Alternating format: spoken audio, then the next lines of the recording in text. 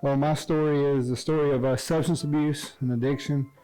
I started using drugs and alcohol at the age of 14 and quickly became addicted. It went through crystal methamphetamines, and then it went to prescription pain medicine.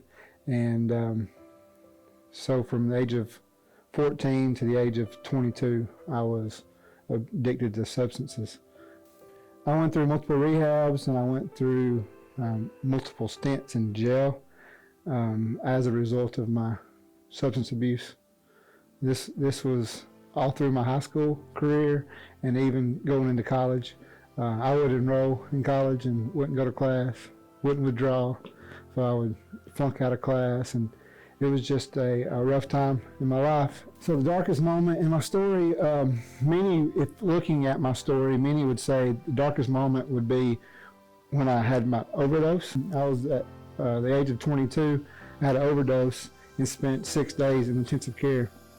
The first 2 days I was in there, the doctor came in saying that he was coming to see if I was still alive. I was in multi-organ system failure, and there's like 25% chance of survival when that occurs. But really, if you ask me when the darkest, lowest time was the first time I tried prescription drugs intravenously. So about the age of 21, I started using needles in my drug use. So that led to me being a different person totally, and that led to my overdose.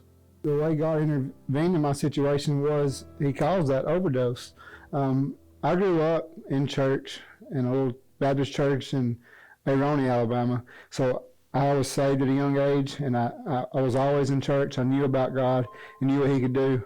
So about 6 years into my addiction, I asked God to heal me. I asked God to deliver me from my addiction. And the way He did it was what many would think was my darkest moment, was that overdose. But really it was an answer to a prayer, because God put me in the hospital and allowed me to have like a rapid detox, flush my system from those drugs, and allowed me those 6 days to recover. And it was a big turning point in my life. So I had an option, I go back to the old ways, or I allow God to use me and change my life. I overdosed, and I was trying to find a way to get off of the drugs, and that's when I was told about this Christian discipleship program. It was Christian rehab that I went to, and I went through that program.